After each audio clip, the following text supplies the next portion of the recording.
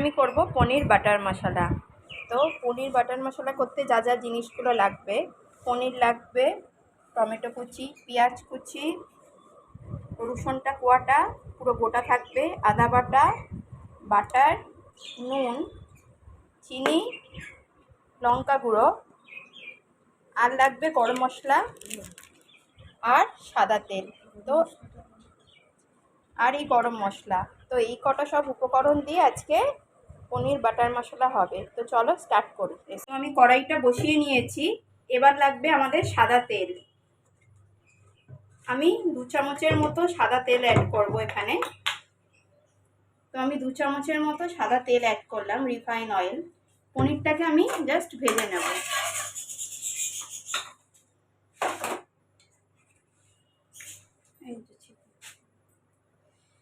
তেলটা গরম হয়ে গেলে আমি হালকা আছে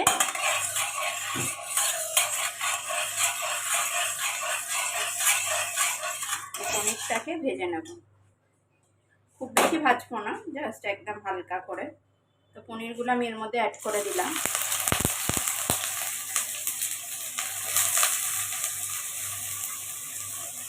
তো এই পনিরগুলো আমি অ্যাড করে দিলাম এর মধ্যে। এবার এই পনিরগুলোকে আমি একটু হালকা করে ভেজে নেব।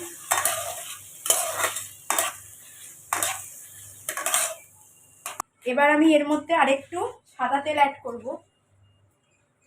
সাদা তেল অ্যাড করব আমি এর মধ্যে, আবার 2 চামচের মতো তেল অ্যাড করব।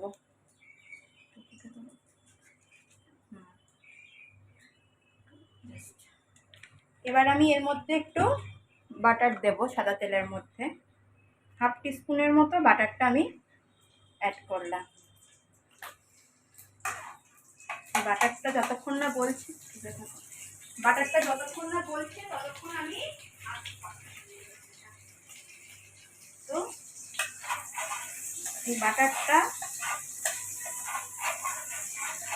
মেল্ট হয়ে গেছে। এবার আমি এর মধ্যে এই পেঁয়াজ কুচি আর টমেটো কুচিগুলো দিয়ে দেবো।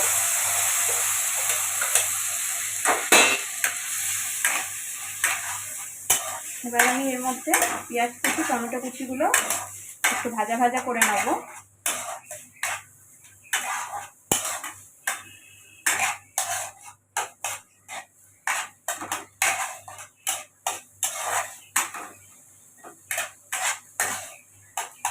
আর তারপর দেব এই আদা কুচি আর রসুন কোয়াগুলো। এই আদা কুচি আর রসুন কোয়াগুলো আমি অ্যাড করে দিলাম এর মধ্যে।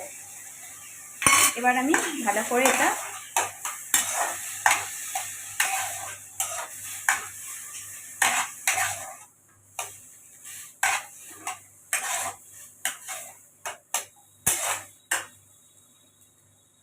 এবার আমি এর মধ্যে দেব 1/2 টিস্পুনের মতো নুন,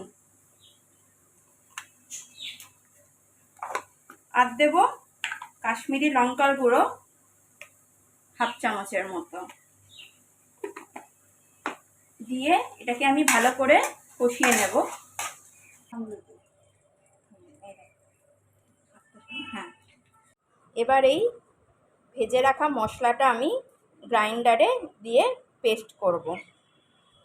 এই মশলাটা আমি এখানে গ্রাইন্ডারে অ্যাড করব।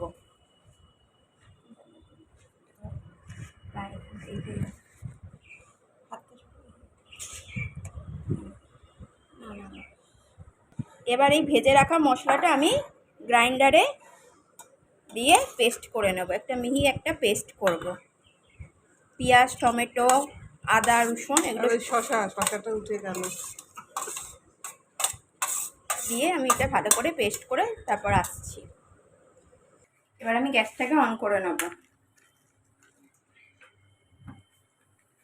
এবার আমি এর মধ্যে আর 1 স্পুনের মতো সাদা তেল অ্যাড করলাম,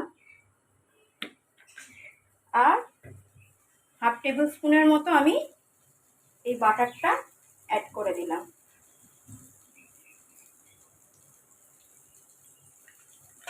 দিয়ে আমি একটু ভালো করে এবার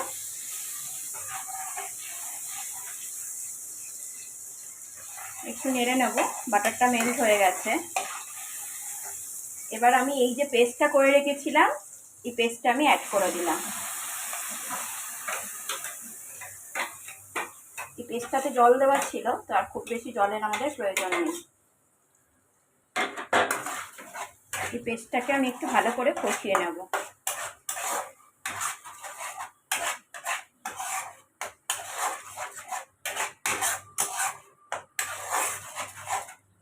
এবার এর মধ্যে আমি একটু কয়েকটা সামান্য দানা চিনি অ্যাড করে দেবো।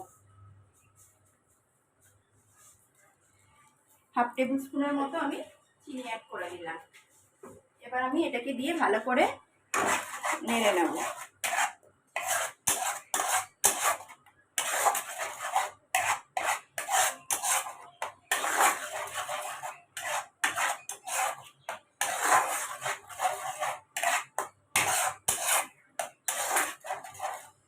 তারপরে আমি এই ভেজে রাখা পনিরগুলো এর মধ্যে অ্যাড করে দেব। পনিরগুলো দিয়ে আমি ভালো করে মশলাটা মিশিয়ে নেব। তারপর এটাকে আমি একটু কিছুক্ষণ ঢাকা দিয়ে রেখে দেবো। তারপর আমি আবার আসছি। এবার আমার এই পনিরটা হয়ে এসছে। এবার আমি এর মধ্যে অ্যাড করলাম গরম মশলার একটু জাস্ট অল্প করে গুঁড়ো।